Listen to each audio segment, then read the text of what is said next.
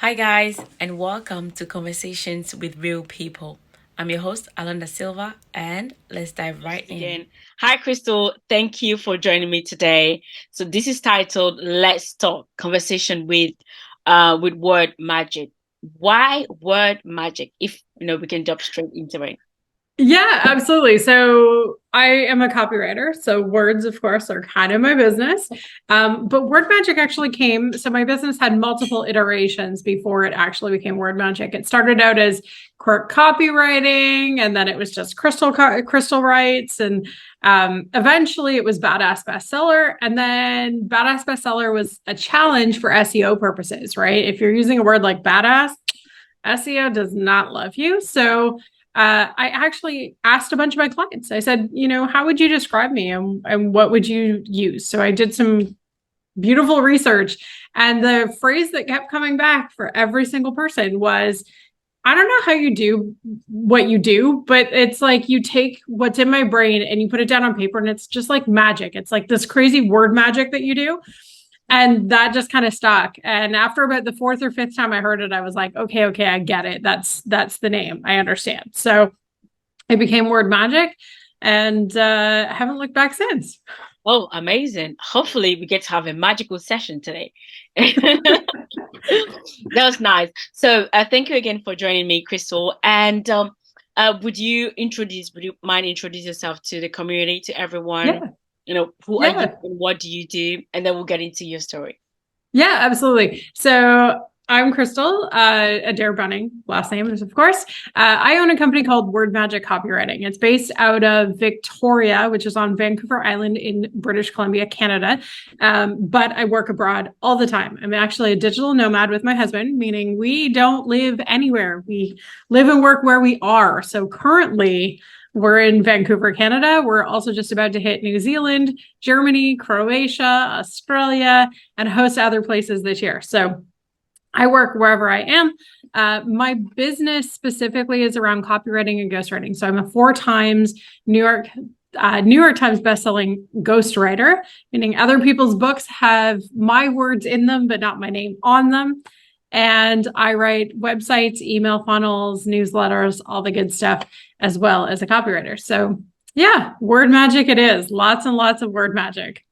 Amazing. Sounds interesting. And just to jump right in, why did you choose to be a copywriter? Is this what you intended to become when you were, let's say, I don't know, 15 years old?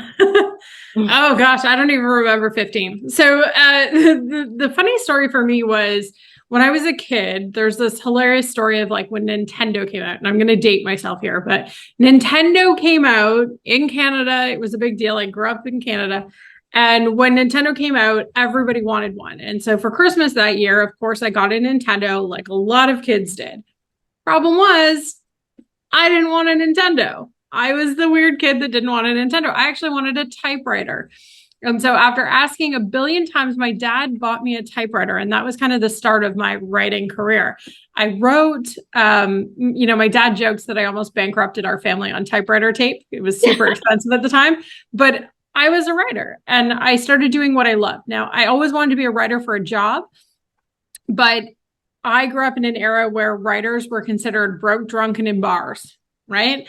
And it wasn't a cool thing to be a writer. It wasn't the cool job. It wasn't the like, you're going to make money and you're going to change the world and you're going to do things job. It was the like, yeah, that's nice. You should be a writer kind of like in the background, but really you should pick another career path. So I went to school for media.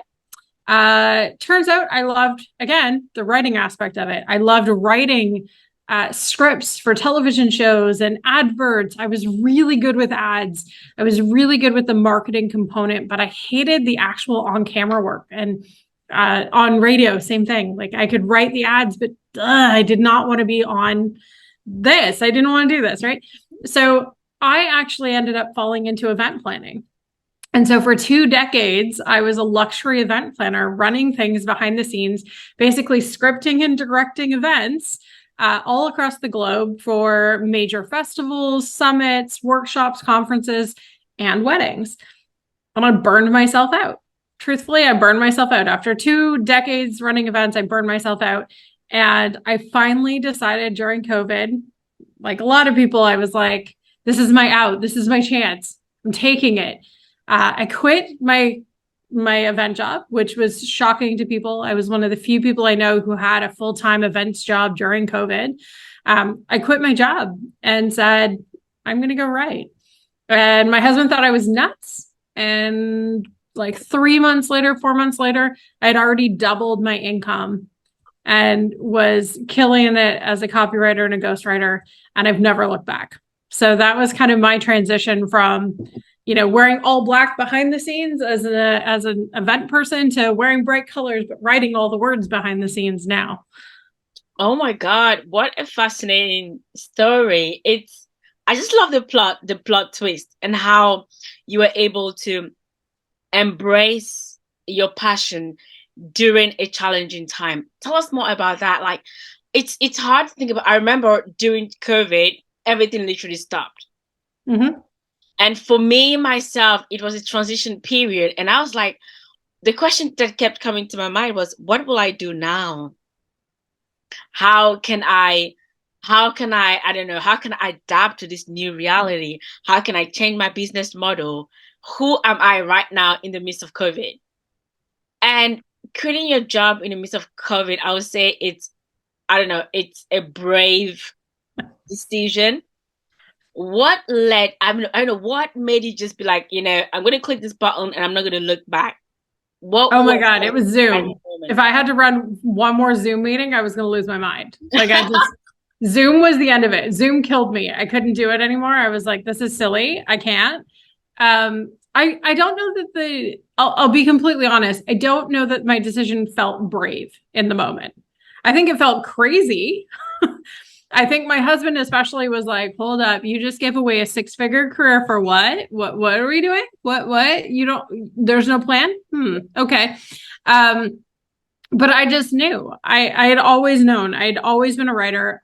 I didn't fall into the career. I didn't just jump ship. So while I was doing events, I was actually working on copy. I was writing the copy for all of my events behind the scenes. I was testing launch pages and landing pages and websites. I was testing email funnels. I was doing all that work while I was still in events. So I was still writing while I was running events. But the difference was I was just like, hey, I don't want to run the event anymore. I just want to write the really great email to all of the attendees to tell them what's up. I want to connect with them in that direction. So when I left, it wasn't like I left and went to something brand new that I hadn't been doing. I sort of had, but I didn't have a plan. It wasn't like people knew me for this necessarily. I still remember my very first post on Facebook being like, hey guys, so I did the crazy thing. I quit my job today. And by the way, you don't know this, but I've been writing for a very, very long time. And I'm taking on 5 new clients who's in. I actually went for a walk in the forest. For those who are spiritual, you're going to understand this. I went for a walk in the forest to clear my head right after I quit because I was just like, what have I done? What have I done? And in the forest, I got really, really clear. And I got this voice that told me, in no uncertain terms, send 7 emails. And I was like, to who? About what? Like, what are these 7 emails? And I was like, okay. And intuitively, I knew that the response was send 7 emails to 7 people you think you can help, telling them what you do now. And so I did. And of the 7 emails I sent, 6 hired me on the spot and became like the bulk of my income for the next like 3 months. And in doing that, I mean, those 6 people, I love you to death. You changed my entire life. And you got a really sweet deal comparative to what I charge now. So true. Win-win, right? Like you guys took a chance on me and helped me shift. And you got a really great deal on what a copywriter typically costs. But it didn't feel brave at the time. It just felt like something I had to do. Like I knew that I was ready. I'd been ready for almost a decade to shift. But the money, the ego, the pats on the back, the pedestal from being an event planner, it was hard to give up. It was hard to say like, hey, yeah, I don't need people fawning over me and sending me on trips around the world and stuff. I'm just going to sit at home and write. And that was a weird transition on those trips. Yeah, it was a super weird transition. And I struggled the first year. Truthfully, I really did struggle the first year with recognizing that in the events industry, you're kind of held up on this pedestal, right? People look up to you, and people knew me, right? I couldn't walk in downtown Toronto without somebody being like, "Hey, it's Crystal." Like, I had a reputation. And Christmas came around, or birthdays, and like I was filled with flowers and gifts, and like it was a really nice life. My ego got stroked a lot in events. And the first year out, my birthday came around first. I remember nobody remembered. No gifts, no flowers, no phone calls. And I was like, oh, wow. Like, I went from pedestal to like, garbage bin in about 2 seconds.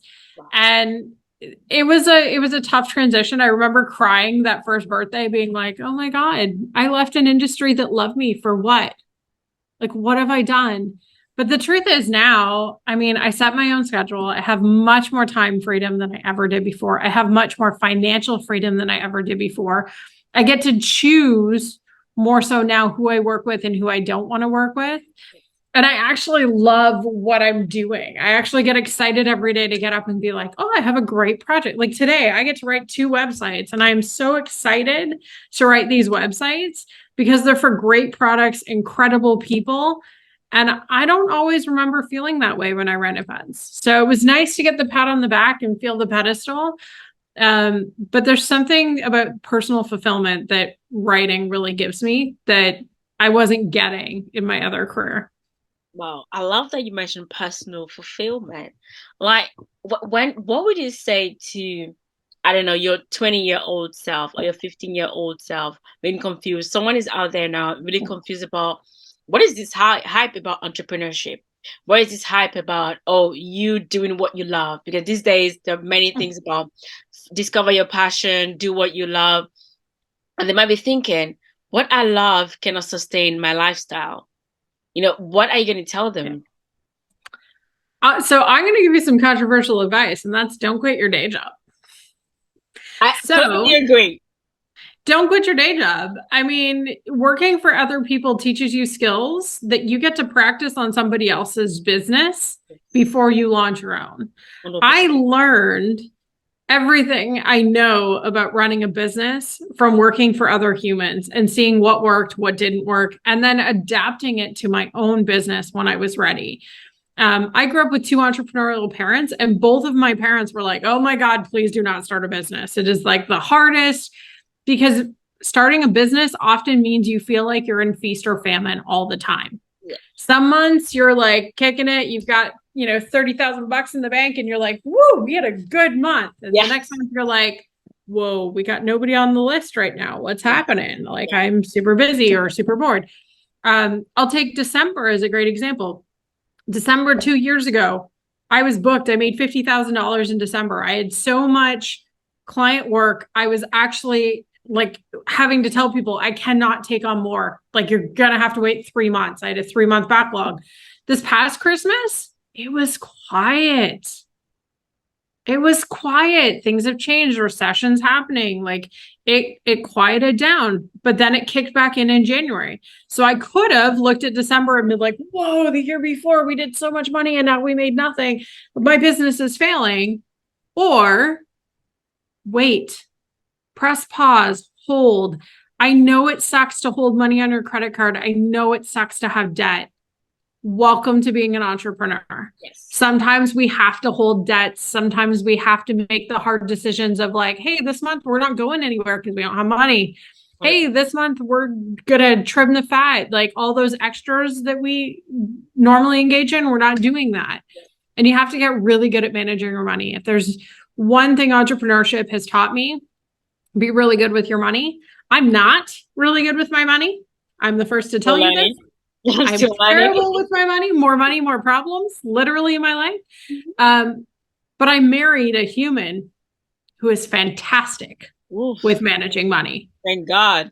So I found my balance. And who you marry, this is a little off topic, but not really. Who you marry is as important as the people you bring into your business. Ooh, that's deep. They can make or break your business, right? My husband is literally all of the things I am not. I am terrible with money. My husband's opening a bank, for goodness sakes. Like, he is the money guy. He remembers numbers. He's exceptional with them. He knows what taxes we have to pay and where the money has to go and all this. He manages the money so that I can focus on the creative work.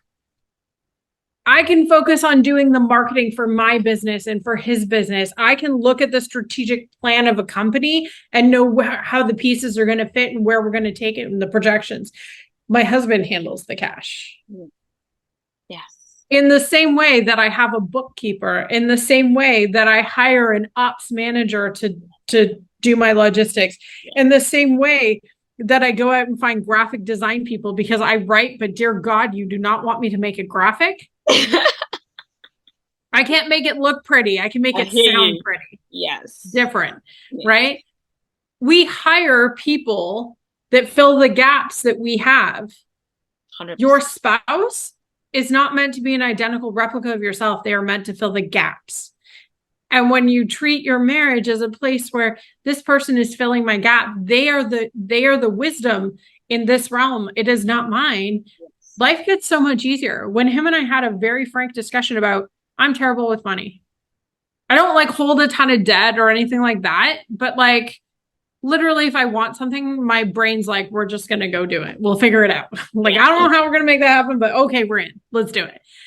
And my husband sometimes will look at me and be like, yeah, that's like 20 grand. Like, where's that money coming from? And I'll be like, I don't know yet, but it has to. And he's like, hold up. And he'll rejig some numbers and tell me things. And I'll be like, okay, if you do this, you can't have this and this. So you need to make a choice. I don't make choice. My brain's just like, I'm a creative. I want that. Okay, let's figure this out. Yes. Yeah. We need both in our businesses to survive and thrive. And so I looked at getting married and my husband as just another, I don't want to say just another person in my business. He's obviously much more than that. But in terms of filling the gaps of my blank spots, that's what he does. Yes. I think that's so important that you mentioned this because many people don't understand why. I know that when some people think about entrepreneurship, they think about a solo trader. But it's so important to be able to find someone that can fill in the gap with you or for you, because you alone cannot cover all the aspects of your business. I mean, you can, and you often do in the early days, but as soon as you can afford to hire, my advice is to hire. I agree. Right? Like as soon as you're at a space where hiring is possible, hire. You don't have to be an expert in everything. You have to be really good at the thing you're good at. And knowing what you're great at really will change your entire outlook on business.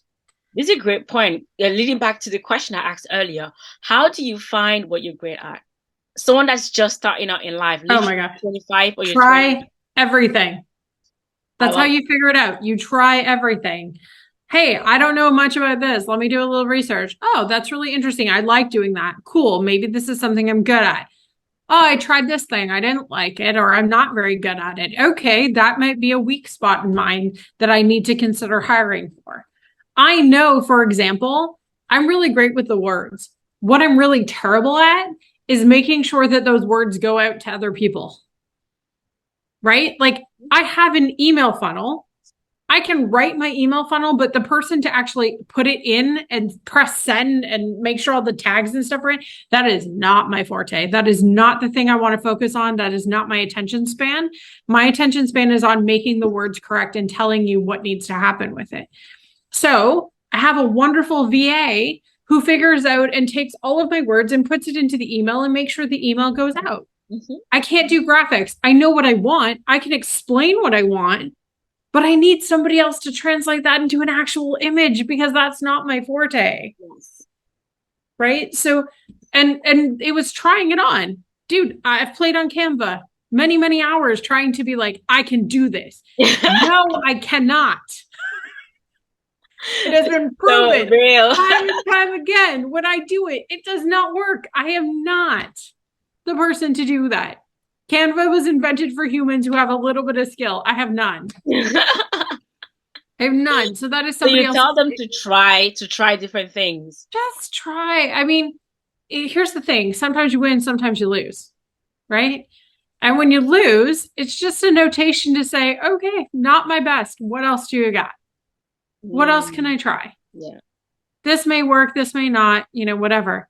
I mean, the best thing I ever did working for other people was try on different hats and try on different things and be like, okay. I mean, the reason I knew I was a good writer, I tried it. I liked, true story. I love to read. I was an early reader. I was one of those kids that would like sit and read a full book when they were like 2 years old. I love that stuff. I was an early reader and somebody said to me, "Do you write?" And I said, "No, like I don't know how to write." I remember this. I was like 6 or so. And somebody gave me a pen and a piece of paper and said, "If you like reading so much, maybe you'd like to try writing." And I mean, I wrote a few stories. The first few, I'm sure, were crap. Like, I'm sure they were terrible. But eventually I found my voice and I started writing it. And then I started winning awards for it. And people started paying attention to it. And all of a sudden I'm getting asked to write books and write websites and things like that. I didn't know I had a gift. I didn't even think writing was a gift. Was a gift, yeah. I was like, doesn't everybody know how to write? Like, it feels so duh. Like, what do you mean you don't know how to write, right? Yeah. Writing to me felt like this thing that everybody knew how to do, and therefore I never considered it a gift. I figured, like, to me, it felt like breathing. I don't consider breathing necessarily my gift in life. I mean, it is a gift, but it's not my specific gift, right? And that's how I felt about writing. I didn't realize literally until I was in my mid-20s and already had a couple New York Times bestsellers under my hat that other people couldn't do that. That this was a specific thing to me that was a gift.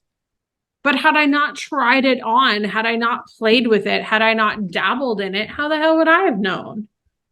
I just assumed everybody could do it. And most people who have a gift, like a true gift, believe that everybody else can do what they do because it comes so easy. And that's the other thing to pay attention to is what comes easy and natural to you. That's a good point. What is the thing that you find so easy that other people are like, whoa, I can't do that? I mean, I still remember people asking me to write stuff for them and me being like, guys, it's not hard. Just write it. Like, and they'd be like, oh my God, I sit down on a page and my brain just, and I'm like, I don't understand. What? Like, no, you just sit down on a page and you start writing. Like, it's not hard. But I found it easy. And the ease is what also denotes that it's a gift. It's not a learned thing that you have. Most of our gifts are not learned. They're somewhat intuitive with learning that happens after. I didn't go to school to be a writer. I've never taken a journalism class. I know nothing from an academic point of view of how to write. It was just something I knew. And I struggled for years to explain how I knew. I just knew. And now I've taken classes and courses and workshops, and heck, I even teach them now. But it took just playing with it and trying it on to kind of go, hey, I think this is actually my thing. And paying attention to what comes easy to you. What comes easy? Wow. Like if you are somebody who can walk into a kitchen, literally open a fridge and start cooking, and you like doing it, not everybody has that gift. For those of you who can do that, I love you. You're an incredible human. I am not that human. Right? My husband in numbers, like it blows my mind what my husband does with numbers. He can just remember a number like that and he can do like crazy calculations in his head. It comes easy. That's his gift. So now he uses it in his business. So that would be how I would recommend doing it. But never consider the thing that's easy not your gift, because it's definitely your gift. Amazing. Wow, thank you so much, Crystal. This was an amazing conversation, guys. I recommend that you listen to this again because Crystal dropped lots of gems. And Crystal, before we end this, where can they find you and where can they follow you? Where can they find you? I mean, I'm always on Twitter, Word Magic Copy. Always easy place to find me. You can check out my website, wordmagiccopywriting.com, or just search my good old name. That always works. Either way, happy to help out. I teach, I write, I coach people how to write books, all kinds of good stuff. If it has something to do with words, chances are that I'm involved somehow. Amazing. I'm also going to drop the handle in the description of this video. So guys, thank you for joining us in this, session of Let's Talk. And if you're ever interested in joining this conversation, reach out to me, and then who knows, you could be the next speaker. Well, thank you for your time, Crystal. It was amazing. You. Hopefully you get to join us again. You don't only have to have one conversation. We can continue this conversation again and again and again. So good. All right. Thank you, guys. Bye for now.